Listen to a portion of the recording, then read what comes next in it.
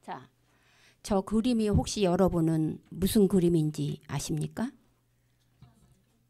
저거 한번 그림을 보셔야 돼요. 저 그림이 여러분에게는 하나 오른쪽, 제가 있는 쪽으로 오른쪽의 그림과 왼쪽의 그림이 달라요.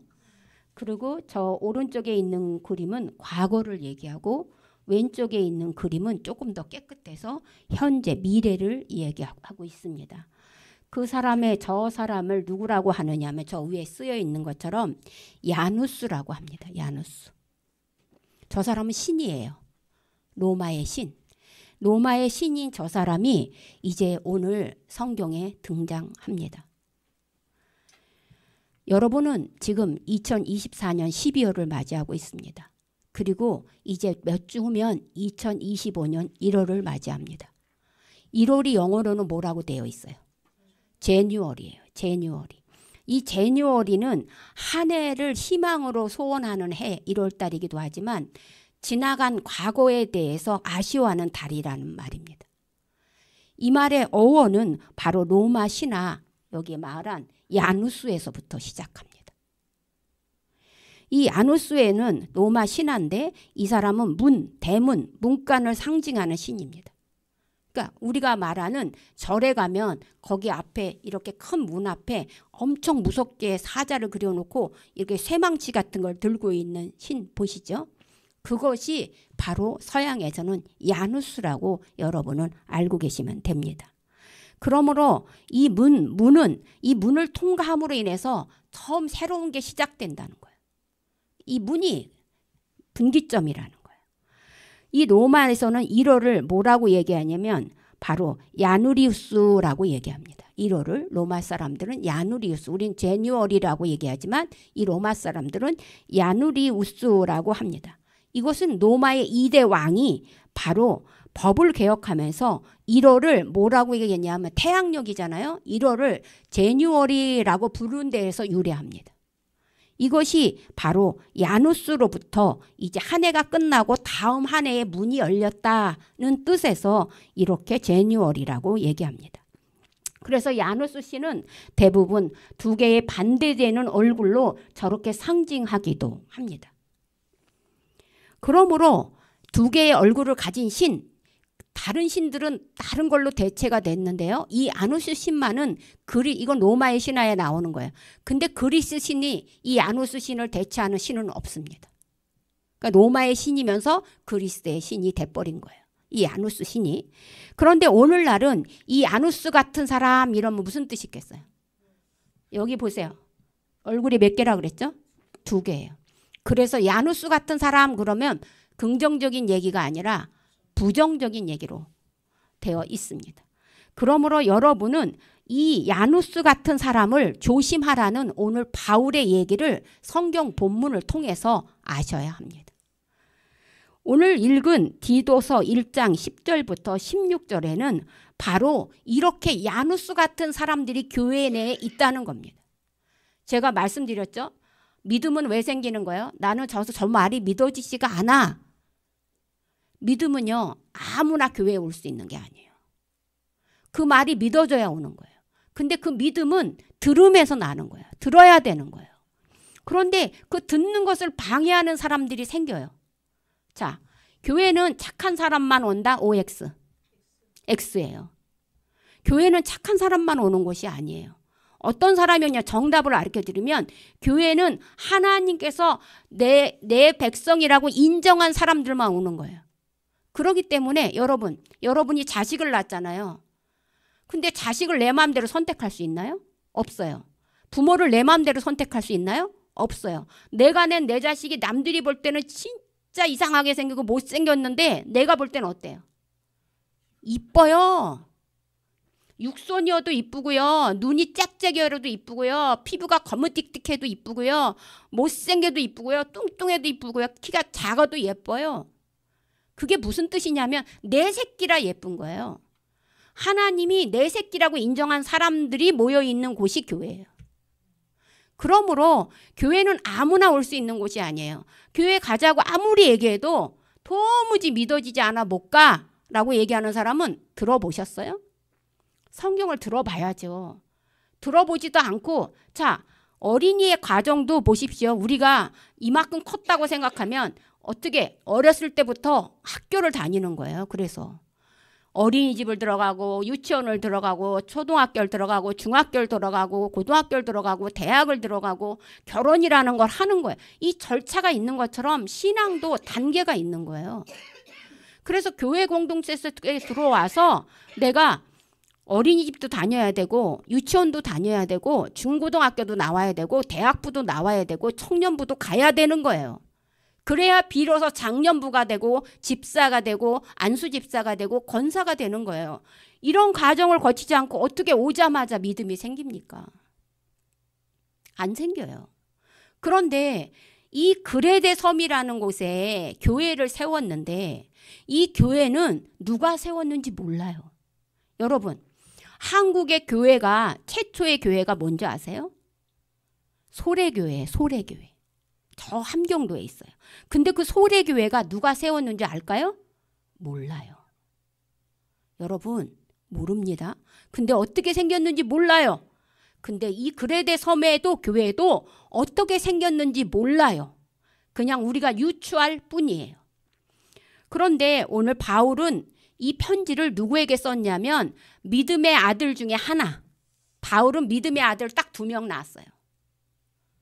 예수님은 믿음의 아들을 몇 명 낳으셨어요? 11명. 그죠? 12명인데 하나는 배신해서 자살했어. 그러니까 예수님은 3년 반 동안 다니면서 보세요. 예수님도 제자들을 키울 때 3년 반이라는 교육 과정이 필요했어요. 그런데도 예수님의 제자들도 믿음이 없었어요. 근데 어떻게 단번에 믿음이 생깁니까?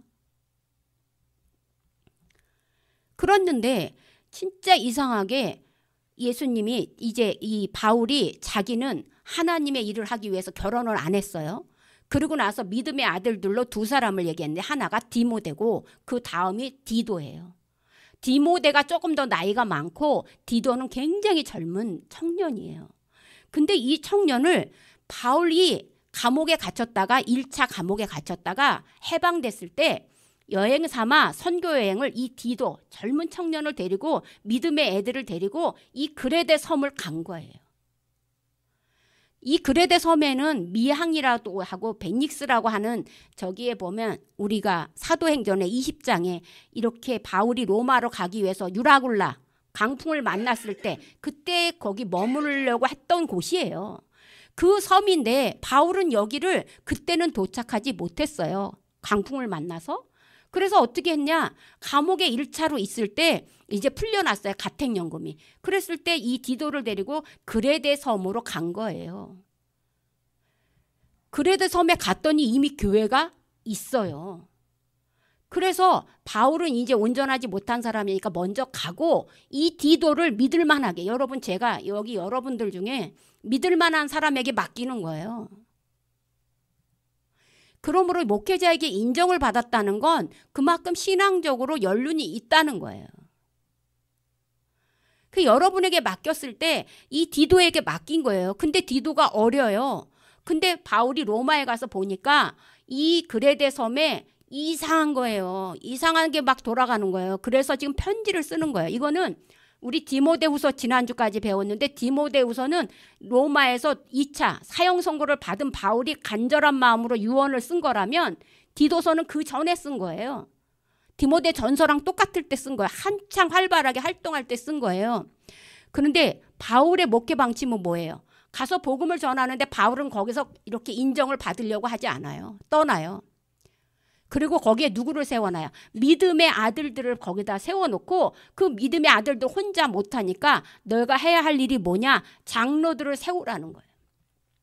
저는 세례교회엔 30명이 있으면 우리 교회에 장로를 2명 세울 생각을 하고 있어요. 아직 세례교회엔 30명을 못해서 제가 장로를 못 세우는 거예요. 저는 철칙이 목회관이 뭐냐? 저 혼자 목회를 하려고 생각 안 해요. 평신도 사역자를 장로로 세워서 그들과 함께 가려고 해요.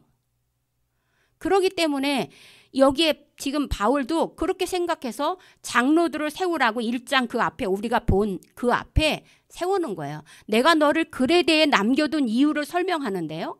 그렇게 뭐라고 했냐면 바로 너희가 장로를 세우게 하기 위해서 내가 너를 거기다 남겨놓았다 그래요. 근데요, 우리가 디모데전서나 디모데후서 또한 디도서에서 본 것처럼 장로는 굉장히 엄격한 규율에 의해서 나와야 돼요. 자, 첫째로는 책망할 것이 없어야 돼요. 윤리 도덕적으로 아까 저는 정치적인 얘기를 참 하는 걸 싫어해요. 우린 정치가가 아니에요. 그래서 정치를 몰라요.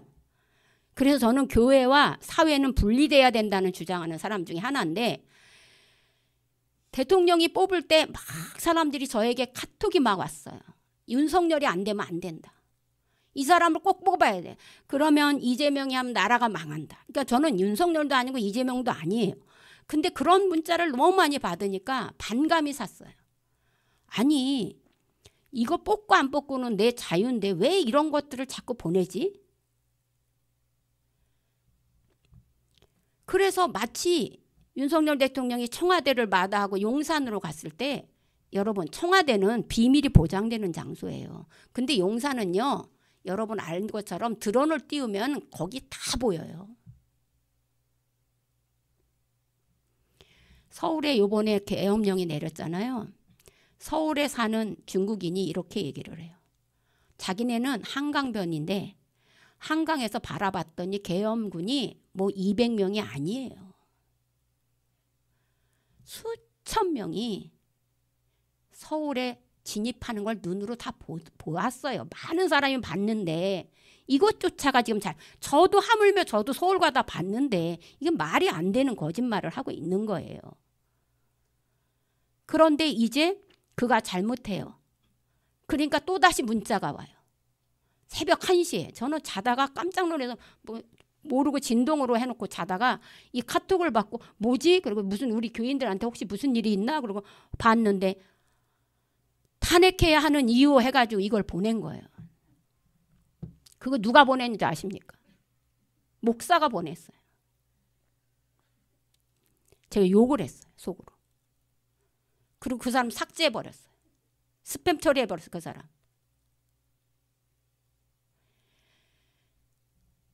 자기의 이익을 위해서 배만 불리는 게 정치하는 사람들이에요. 근데 오늘 이 그레데 섬이 오늘날의 우리나라와 똑같아요. 잘 새겨 들으세요. 그래서 장로를 세울 때 책망할 것이 없는 사람이어야 되는데 벌써 대통령을 세울 때 책망할 것이 없어야 돼요. 근데 벌써 보십시오. 책망할 것이 수십 가지였어요. 근데 세웠잖아요. 다른 방법이 없잖아요. 후보자가 없었으니까. 백성들을 원망할 수도 없어요. 그 사람을 뽑았다고. 누군가는 돼야 되면 그 사람보다는 이 사람이 낫다고 생각해서 아주 0점 몇 표 차이로 굉장히 근사하게 됐잖아요. 그러니까 우리는 이제 전국 정치적으로 혼란의 시기를 겪을 수밖에 없는 걸 미리 알고 있어요. 나 정치 몰라 하고 여러분이 방관하시면 안 돼요. 20살 이상이면 얘 투표를 해야 돼요.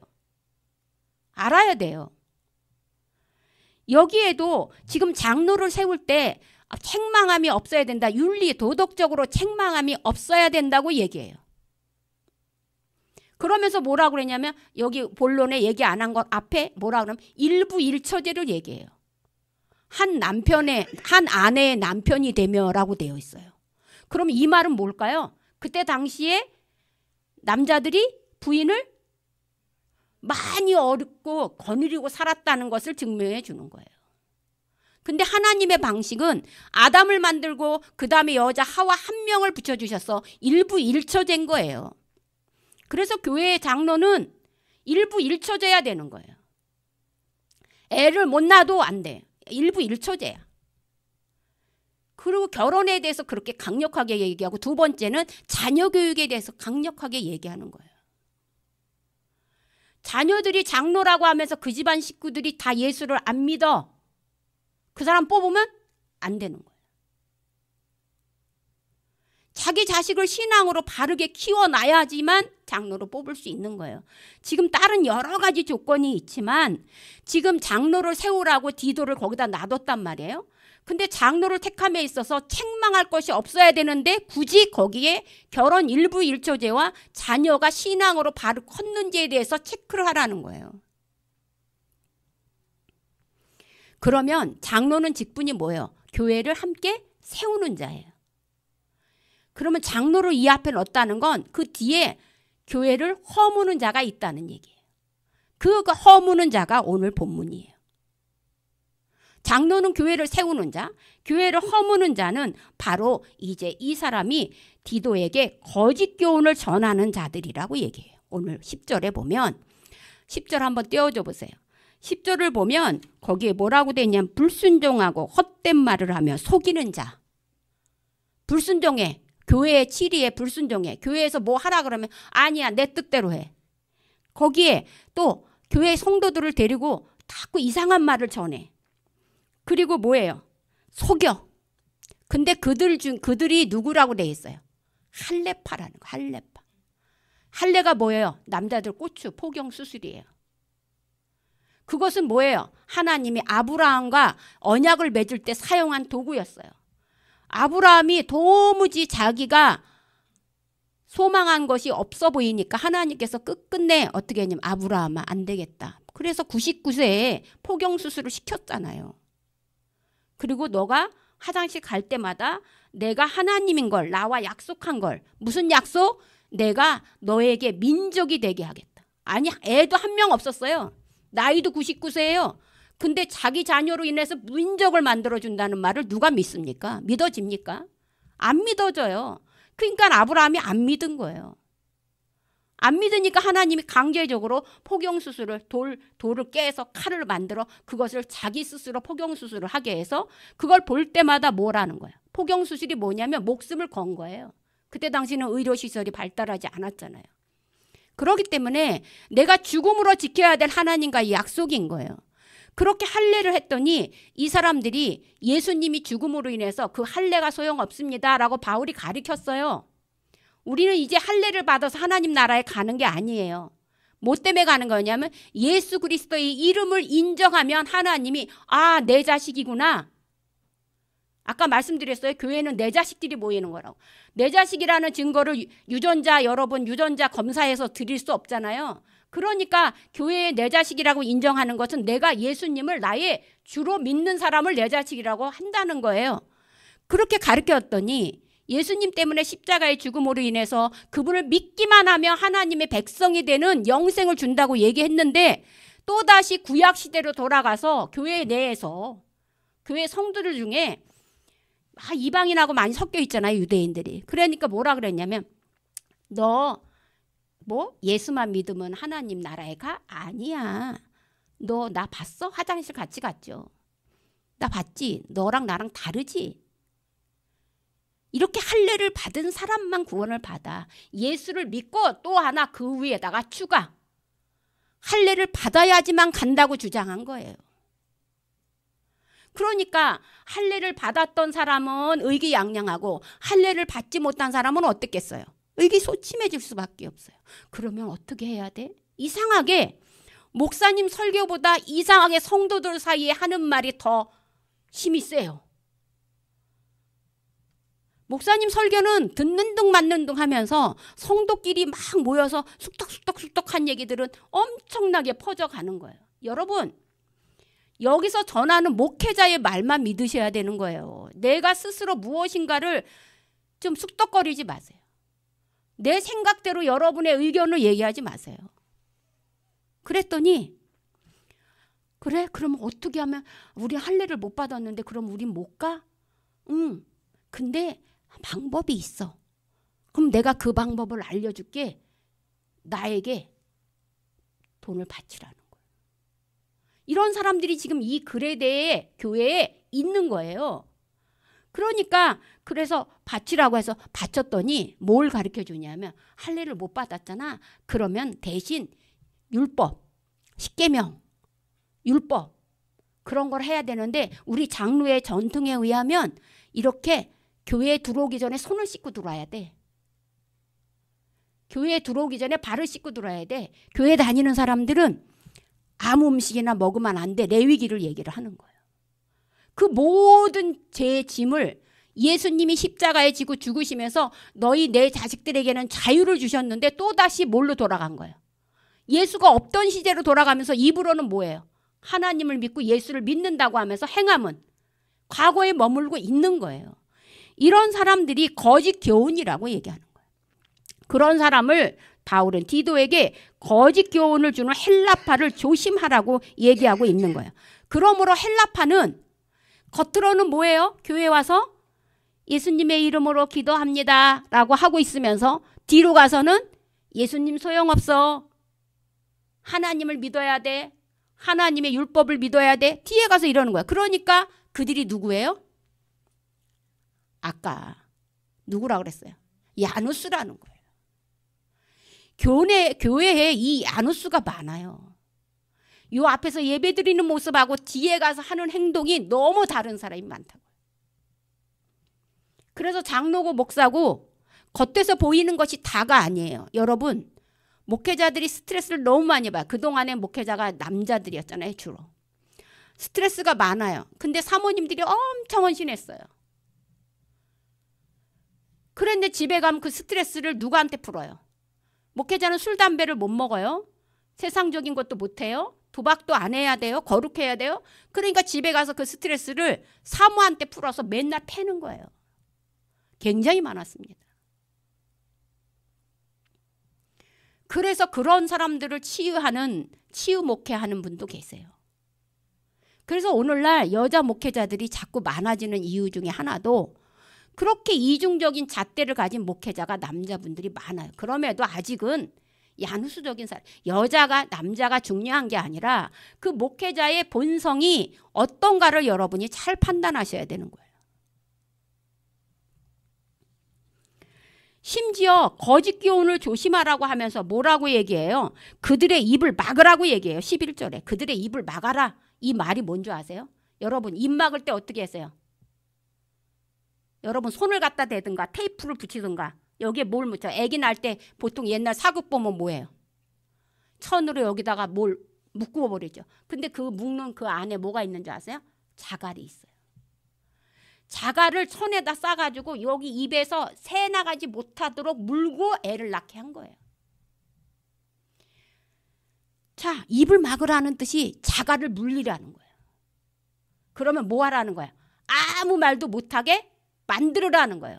이거는 평소 바울의 말이 아니에요. 바울은요, 이렇게 강력한 사람이 아니었어요. 예수님도요, 이렇게 화를 내는 분이 아니었어요. 근데 예수님도 누구를 만났을 때 화 있을진저 했어요. 야누스 같은 바리새인과 서기관들, 종교 지도자들 하나님을 섬긴다고 하면서 자기의 성도들을 이용해서 자기 배만 불리려고 하는 사람들에게 그렇게 얘기했어요. 그러니까 바울도 오늘 예수님을 믿는다고 하면서 자기 배를 태우면서 할례파들이 예수만 믿으면 돈이 안 돼요. 그죠? 하나님을 섬겨야 재물을 막 가져오는데 예수를 믿어서는 안 되니까 그거 해결하려면 물질을 갖고 와야 돼. 그래서 거기서 뭐가 나온 거야? 야누스의 두 얼굴에서 지금 뭐가 나왔어요? 여러분, 이단이 나온 거예요. 지금 이단을 보십시오. 그들은 겉으로는 누구를 전해요? 겉으로는 찬양을 불러요. 겉으로는 성경을 얘기해요. 근데 시간이 좀 지나면 뭘 얘기해요? 자기가 예수라고 얘기해요. 그러므로 나하고 성관계를 맺어야 된다고 얘기하고 나한테 재산을 바쳐야 된다고 얘기하고 내 입에서 저주가 나가면 너희 가정이 몰락한다고 얘기하니까 다 뭐라 그래요? 거기에 여러분 아는 것처럼 가스라이팅을 당하잖아요. 가스라이팅을 당하니까 우리가 생각할 때 왜 저렇게 믿어? 라고 하지만 그들은 그게 뭔지를 몰라요. 그러므로 온전한 교회를 선택하는 게 굉장히 중요한 거예요. 그래서 자기의 재산을 다 갖다 바치고 자기의 아들, 딸을 갖다 바치고 자기의 성적인 것을 갖다 바치는, 그래서 결론은 야누스의 두 얼굴을 한 사람들이 이단 교주예요. 그것이 오늘 이 그레데 섬에도 있다는 거예요. 교회 내에.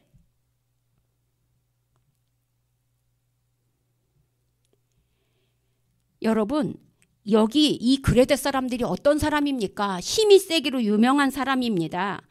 이 다윗이 통치할 때 아들 압살롬과 사울 왕을 지지했던, 오늘 나 정치하는 거랑 똑같아요. 지지했던 사람이 반란을 일으켰잖아요. 그때 바울은 자기 백성이 자기를 안 도와주니까 누구를 샀냐 하면 용병을 샀어요. 지금 러시아가 우리 북한군을 용병 산 것처럼 그때 용병을 샀는데 그 용병이 누구냐면 그렛 사람이라는 게 나와요, 성경에. 그 그렛 사람이 그레데인이에요. 더군다나 블레셋 사람 우리 나오죠. 힘이 강하고 골리앗. 다 알죠? 그냥 서장훈처럼 키 크고 힘센 사람. 그 골리앗이 다 누구예요? 그레데 사람이에요. 블레셋 사람들의 근원이 어디냐? 그레데 섬에서부터 온 거예요. 그러므로 이곳 출신인 여러 이 힘을 가지고 있는 사람이 있어요. 그런데 여기에 오늘 성경 우리가 알겠습니다. 12절에 보면 그레데인 중에 어떤 선지자가 말하되 하면서 그레데 출신인 선지자지만 사실은 이 사람이 누구냐면 시인이에요. 시인이라는 에피메니데스라는 사람이 있어요. 그레데 출신의 섬인데 에페메니데스예요. 이 사람이 자기네 나라를 평가를 어떻게 했는지 한번 11절, 12절 한번 읽어보겠습니다. 그레데인들은 항상 거짓말쟁이며 악한 짐승이며 배만 위하는 게으름뱅이다. 자, 아까 기도를 통해서 제가 깨달았어요. 우리나라에 정치하는 사람들은 항상 거짓말쟁이고 항상 악한 짐승이고 또 항상 자기 배만 채우는 사람들이에요. 그런데 여러분 정치에 희망을 걸겠습니까? 아까 기도에서 뭐라 그랬어요? 이 나라는 국민이 세운 나라예요. 국민들이 정신 똑바로 챙기지 않고 기도하지 않으면 우리는 진짜 힘들어집니다. 이 그레데 섬이 자기 메니티스라는 이 사람이 자기네 나라를 항상 거짓말쟁이며 악한 짐승이며 배만 위하는 게으름뱅이라고 표현했고 로마의 떡은 네로 황제의 그 선생님인 키게로는 이렇게 말했어요. 그레데 사람들은 도덕은 도대체 이해할 수가 없다. 왜냐하면 그레데 사람들은 누구를 좋아하냐면 강도 있죠. 노상 강도. 여러분 지금 유럽 갔다 왔죠. 유럽은 치안이 보장될 것 같아요? 안 돼요. 날치기가 너무 많아요. 그냥 퍽치기예요. 더군다나 한국 사람, 중국 사람 엄청 잘 놀아요. 그래서 여러분 배낭여행 갈 때 돈을 다 뜯겨요. 6인실 유스 호스텔 같은 데 누워 있잖아요. 그러면 우리가 가방 같은 데다 이렇게 놓고 자잖아요. 그 가방에 돈을 다 째가지고 가요. 같이 잔 사람들이. 그 정도로 치안이 안 돼 있어요. 그 키게로가 뭐라고 얘기하냐면 그레데 사람들은 노상 강도들을 뭐라고 얘기해요? 우리는 노상 강도로 못된 놈, 나쁜 놈, 잘못한 놈 이러죠. 근데 그레데인들은 뭐라고 얘기하는지 훌륭한 사람이라는 거예요. 그러니까 우리하고 가치관이 다르다. 키게로가 그렇게 얘기했어요. 왜냐하면 그레데 사람들의 정신세계는 뭐냐면 남에게 해를 주더라도 내가 뭐를 얻으면 내가 이익만 얻으면 그게 훌륭한 일이라는 거예요. 그러니까 우리나라 사고는 도저히 그게 이해가 안 되는 거지만 그들의 사고는 그거예요. 그래서 그레데인을 그러면 그레데인은 이렇게 아까 야누스처럼 부정적으로밖에 그레데인을 평가하지 못하는 이유가 어디 있을까요? 여러 가지 이유가 있겠지만 아이러니하게 하나님이 그들에게 준 축복 때문에 있었어요. 여러분 우리는 대부분 휴양지 그러면 유럽의 어떤 휴양지로 가고 싶어 하잖아요. 근데 유럽 사람들이 가장 1순위로 꼽는 휴양지가 이 크레타 섬, 그레데 섬이에요. 저도 이거 설교 준비하면서 나 여기 꼭 가보고 싶었어요. 굉장히 큰 섬이에요. 에게해와 지중해 2개의 섬을 가지고 있어요. 바다를. 그러니까 굉장히 멋있어요. 대부분의 우리나라 사람들은 지중해를 가잖아요. 근데 에게해와 지중해 2개를 가지고 있는 이 크레타 섬은 사시사철이 가을이에요. 그러니까 여러분 우리 추워, 더워 이거 없어요. 거기 가면 늘 그냥 20도야. 얼마나 좋은지 몰라요. 그래서 유럽인들이 늘 휴가를 오고 싶어하는 1순위가 크레테 섬이에요. 돈 모아서 꼭 가보세요. 이 크레테 섬에 그렇게 자연으로 사시사철 중에 가을이에요. 온난한 날씨예요. 그러니까 얼마나 축복이에요. 가을이라는 건 열매를 많이 맺어요? 안 맺어요? 많이 맺어요. 과일이 그렇게 풍성할 수가 없어요. 싸요. 1,000원에 엄청나게 많이 줘요. 그리고 애게해와 지중해가 있으니까 뭐가 또 많아요? 수산물도 많아요. 그런데 거기다가 애게해와 지중해를 하니까 다 유럽의 나라들이 여기를 거쳐가야 돼요. 그래서 뭘 많이 받아요? 세금을 많이 받아요. 그래서 뭐가 많아요? 돈도 많아요. 이게 다 누가 주신 축복이에요?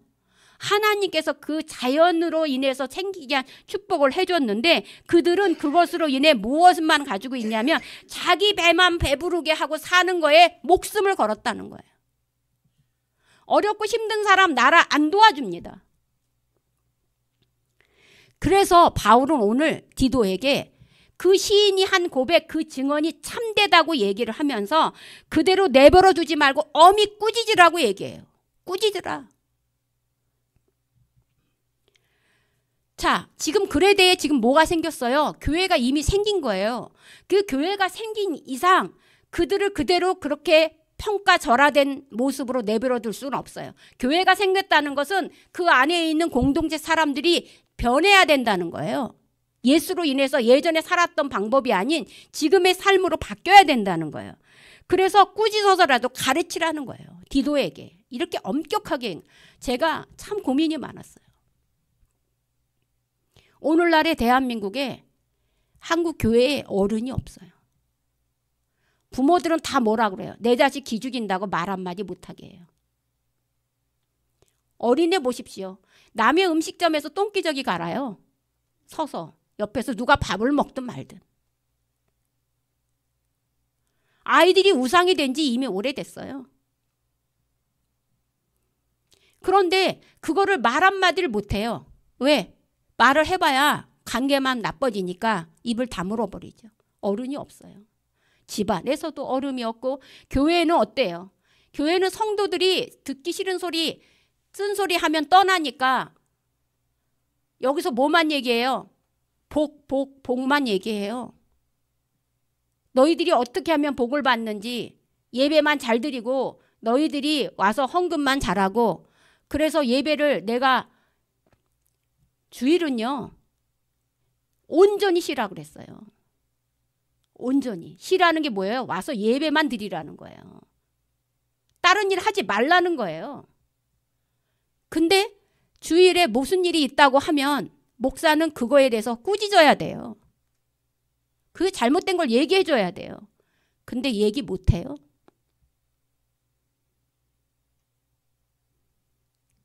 그래서 제가 최후 수단으로 한 게 그런 거예요. 나를 노하게 하지 말라.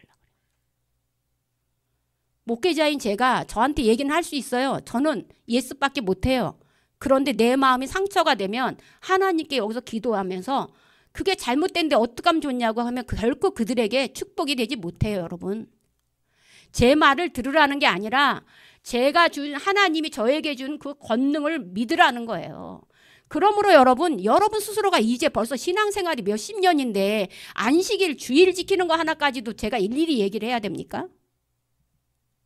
그거는 이제 저희의 차원을 지났다고 저는 봐요. 근데 교회 내에 그런 사람이 없다는 거예요. 목회자도 복만 얘기하고 야단을 안 쳐요. 정치하는 사람도 야단치는 사람이 없어요. 그래서 지금 이 시대가 무슨 시대 같아요? 사사시대 같아요. 다 교회면 교회, 학교면 학교, 가정이면 가정, 사회면 사회 각각 소견에 옳은 대로 할 뿐이에요. 그러고선 나와 안 맞으면 난리가 나는 거예요. 이거를 보고 지금 바울은 디도에게 엄히 꾸짖으라고 얘기하는 거예요. 잘못된 거를 그냥 방관하지 마라. 권징해라. 치리해라. 부모가 자녀를 엄히 꾸짖는 이유는 뭐예요? 사랑하지 않아서예요? 아니잖아요. 그것처럼 교회에서 리더자도 지도자도 사회의 리더도 백성을 꾸짖는 것 대신 그에게 달콤함만 얘기하지 말고 잘못된 것을 엄히 꾸짖고 따끔하게 야단치라고 얘기하는 거예요. 그러면 그들이 주장하는 할례파들이 주장하는 게 뭘까요? 15절이라는 거예요. 15절. 15절 한번 같이 읽어볼까요? 이들이 도대체 뭘 거짓 교훈을 얘기할까요? 깨끗한 자들에게는 모든 것이 깨끗하나 더럽고 믿지 아니하는 자들에게는 아무것도 깨끗한 것이 없고 오직 그들의 마음과 양심이 더러운지라. 이게 뭘 가리킨 거냐면 정결 예식을 가리키는 거예요. 예수님께서는 뭐라고 얘기하셨냐면요. 바리새인들이 너희 제자들이 왜 손을 씻지 않고 떡을 먹느냐고 얘기를 했어요. 그때 예수님이 뭐라고 그러냐면 사람의 입으로 들어간 것이 더러운 것이 아니라 사람의 입 밖으로 나오는 니네들의 악한 말들, 나쁜 말들, 이게 나쁜 거라고 얘기해 줬어요. 그런데 이 율법을 가르치는 사람이 정결 예식을 강조하고 있는 거예요. 교회에 들어오기 전에 손 씻어야 돼. 교회에서 우리 예배 끝나면 식사 공동체까지가 제가 예배라고 했잖아요. 그 밥 먹을 때 손 씻어야 돼. 이런 거 그건 누구예요? 장로들의 전통이에요. 이건 하나님의 말씀이 아니에요. 그거를 주장하는 거야. 자기네들의 정결 예식을 해와서 율법으로 하여금 가스라이팅 시키는 거예요. 족쇄를 세우는 거예요. 그렇게 하지 않으면 하나님께서 너희에게 복을 안 준다고 하니까 그레데 사람들은 항상 게으르고 돈 욕심밖에 없는 사람들인데 그거가 뭐가 됐어요? 딱 맞아 떨어진 거예요. 그러니까 교회가 마치 뭐에 소굴이 됐냐면 자기 이익만을 추구하는 단체가 되어버린 거예요. 그래서 디도에게 너는 강대상에서 축복만 얘기하지 마라. 거짓 교사를 가리키고 거짓 자기 생각들을 주장하고 자기 생각들을 가르치는 그 선생들의 입을 막아라. 저는 그래서 되게 좀 염려가 돼요. 뭐가 사람을 세우는 게 염려가 돼요. 나는 분명히 저 사람이 믿음이 있다고 해서 세웠는데 저 사람이 내 뜻과 반대로 자기 소견대로 얘기하면 어떡하지? 그래서 세우는 게 늘 조심스러운 거예요. 사랑하는 성도 여러분, 분명 교회는 예수님이 마지막에 돌아가시기 전에 이렇게 얘기했어요. 하나님은 10계명을 주셨어요. 근데 예수님은 1계명을 줬어요. 왜요? 하나님께서 이미 계명을 다 주셨기 때문에 또 할 필요가 없었어요.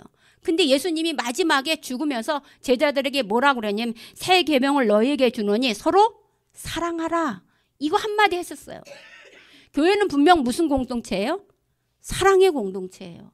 근데 이 사랑이라는 말로 모든 것이 용납돼서는 안 돼요.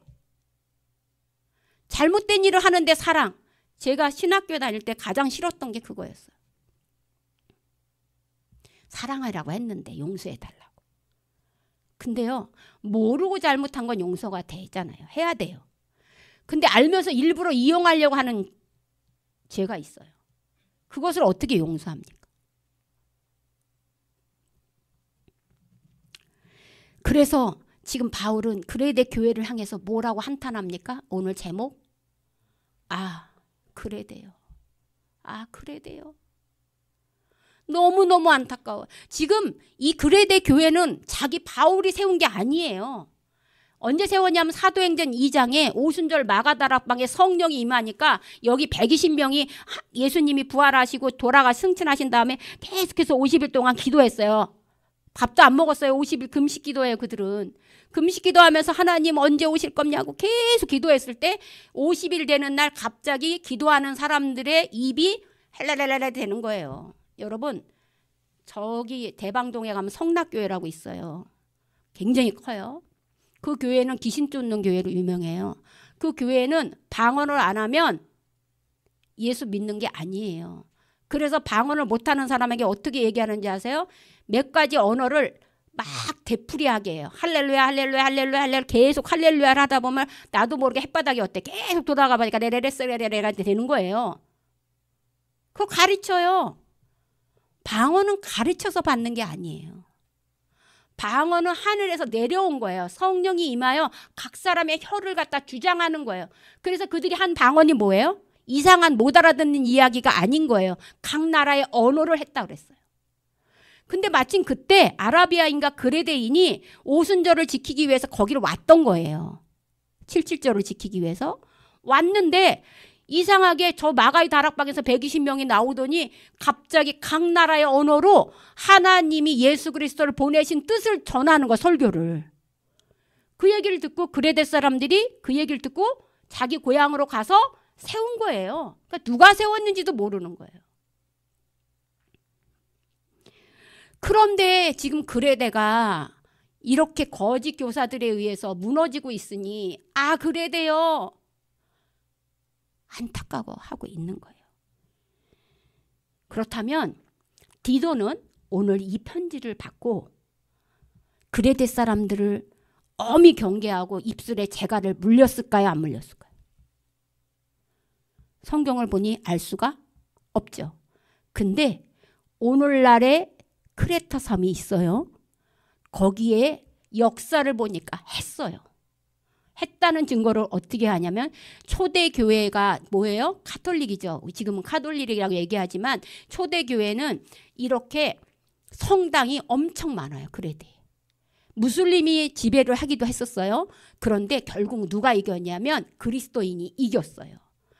그래서 우리나라도 점차 이 크레타 섬을 여행하는 사람이 많은데요. 이 크레타 섬에는 성당이 너무너무 거룩하게 지어진 성당이 많고요. 또 뭐도 많냐면 수도원도 많아요.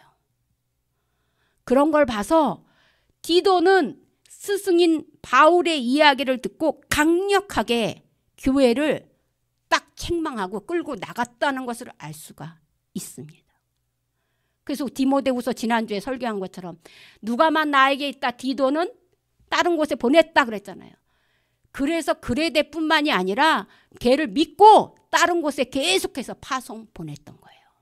사랑하는 성도 여러분, 오늘은 바울이 디도와 함께 잠시 들렸던 그레데 섬에 이미 복음이 있는 것을 보고 그 복음이 자랄 수 있도록 그곳에 디도를 남겨놓았다는 말을 들었습니다.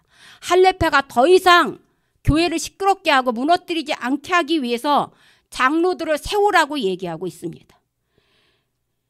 아 그레데요 라고 바울은 한탄만 하고 앉아있지 않았다는 겁니다. 내가 할 수 있는 범위 내에서 내가 믿을 만한 디도를 보냈고 디도도 아 그레데요 하고 한탄만 하고 있었던 게 아니라 강력하게 치리하고 건증함으로 인해서 교회가 그레데 교회가 오늘날 아주 훌륭한 그리스도인 국가가 되었다는 사실이에요. 더 이상 크레테 섬이 게으름뱅이고 거짓말쟁이고 자기 이익만 불리는 그런 섬이 아니라는 거예요, 여러분. 그러므로 그 어디에도 진리가 없는 교회 따끔하게 앉혀야 됩니다. 그 어디에도 성도들이 교회에서 생활과 집안에서 생활이 야누스적인 것 그거 없어야 됩니다. 오늘 하나님 나라에서 바울이 한국을 보고 뭐라고 얘기할까요? 아, 대한민국이요. 한탄하지 않을까요? 그러므로 우리 모두가 디도가 돼야 됩니다. 아닌 것은 아니라고 얘기해 줘야 됩니다. 그런데 아닌 것을 아니라고 얘기하기 위해서 내가 뭐가 필요합니까? 내가 말씀에 바로 서야 되는 거예요. 알아야 되는 거예요. 알아야 가르치죠. 그래서 제가 주일은 우리 평일에는 우리 예배가 없으니 주일 오후 예배까지가 예배라고 강조하고 있는 거예요. 그러므로 사랑하는 성도 여러분, 그들은 입술로는 이렇게 얘기했어요. 본문에 16절을 보겠습니다. 그들이 하나님을 입으로는 시인하나 행위로는 부인한다. 그래서 가증한 자, 복종하지 않은 자, 하나님의 선한 일을 버리는 자라는 거예요. 그러니까 입으로는 나 예수님 믿어, 나 교회 다녀 라고 얘기하지만 집에 가서 삶은 예수는 없어요. 자기의 생각대로만 나타나는 사람들. 야누스의 두 얼굴을 가진 사람처럼 살아가는 성도가 되지 말고 온전하게 하나님의 성도로서 말씀이 그러한가 하고 날마다 비교하면서 내가 잘못한 것이 무엇인지를 하나님께 구하며 하나님 저를 도와주세요 하고 여러분이 믿는 사람들은 여러분을 배반해요. 그런데 오로지 한 분이신 하나님, 이 천지를 창조하신 그 하나님은 우리를 절대로 배반하지 않습니다. 미루가 다녀온 2주 동안 다녀온 유럽이 그것을 증거하고 있습니다. 그러므로 성도 여러분, 여러분은 두 얼굴 아닌 야누스의 성도가 되지 마시기 바랍니다. 그러므로 우리 교회가 포도원지기 교회여 한탄의 소리가 나오는 교회가 아니라 우리나라가 대한민국이여 하는 한탄의 백성들의 소리가 나오는 나라가 아니라 정말로 기쁨으로 웃을 수 있는 온전한 교회가 되기를 바랍니다.